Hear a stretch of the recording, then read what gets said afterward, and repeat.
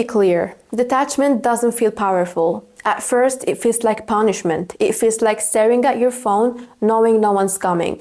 It feels like biting your tongue so hard it almost bleeds because you could explain, you could fix it, but you won't.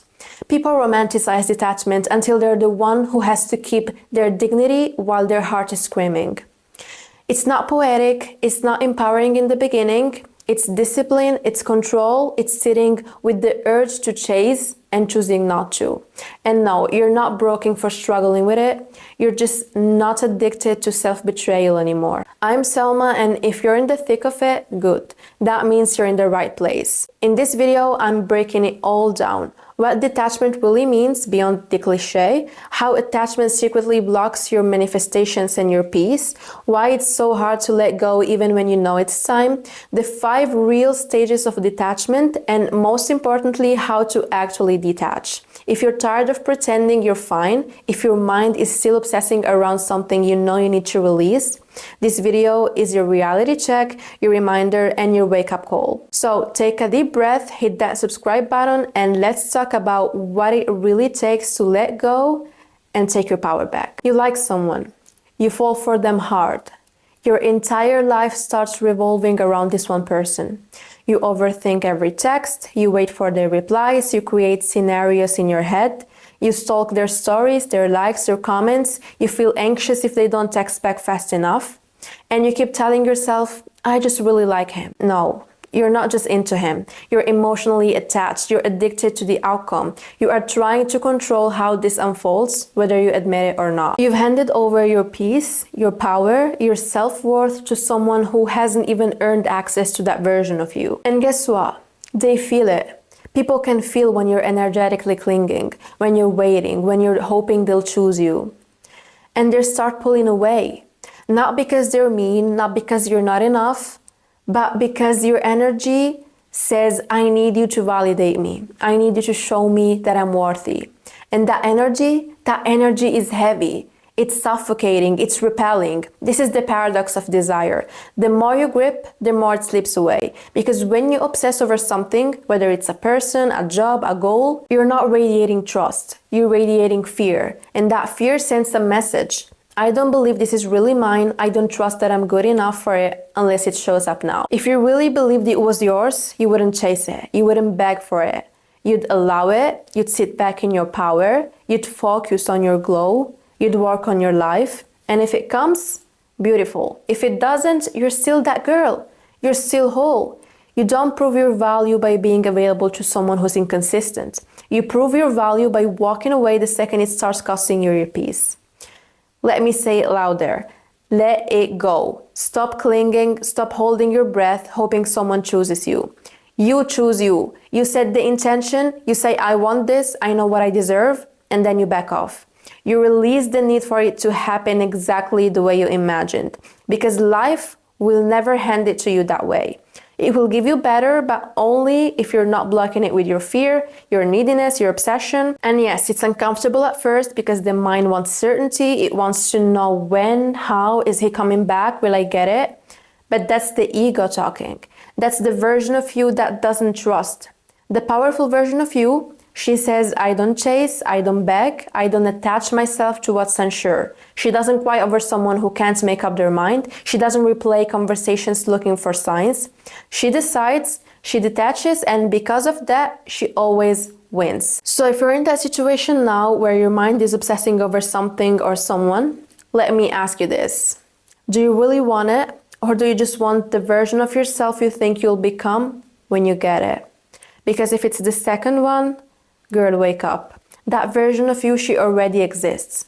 You don't need him, you don't need the job, the call, the attention. What you need is to reclaim your energy. You need to become unavailable for anything that drains you. Because trust me, if you don't let go now, life will force you later. It will hurt more, and you will wish you had chosen yourself sooner. And remember, what's meant for you will never require you to lose yourself. Okay, you keep saying you're manifesting. You're repeating affirmations, you're scripting, you're visualizing, but the energy underneath it, it's screaming, I'm not enough. If I don't get it, I'm not worthy. That's not manifestation. That's emotional dependency. and you're lying to yourself about it. You call it faith, but you're operating from fear. You say, I know it's coming, but you panic every time it doesn't show up on your timeline. You say, I trust the universe, I trust God, but your body is tense, your mind is racing, and you're checking for signs every 5 minutes like the universe is Amazon Prime. That's not manifesting. That's begging, that's clinging, that's saying, please give it to me because I don't know who I am without it. Let's make this clear. Manifestation is alignment. It's energetic readiness. It's when your beliefs, your frequency, your self-concept, your nervous system all say the same thing. It's already mine, I don't chase, I attract, I allow.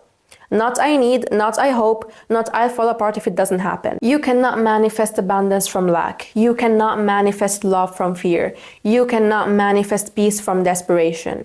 Because you don't attract what you say you want. You attract what you are.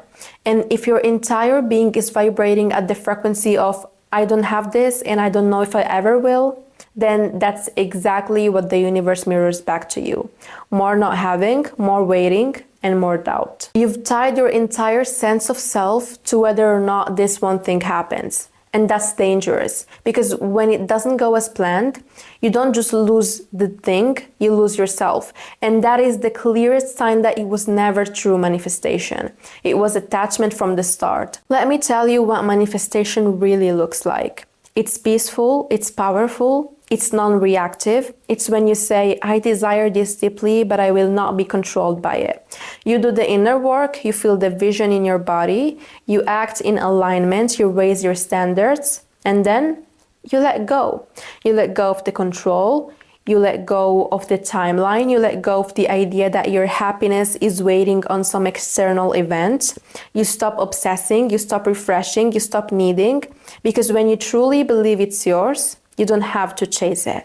You prepare for it, you embody it, you live like it's already happening, and if it doesn't arrive exactly as you imagined, you still win, because the person you became in the process, she's the real prize.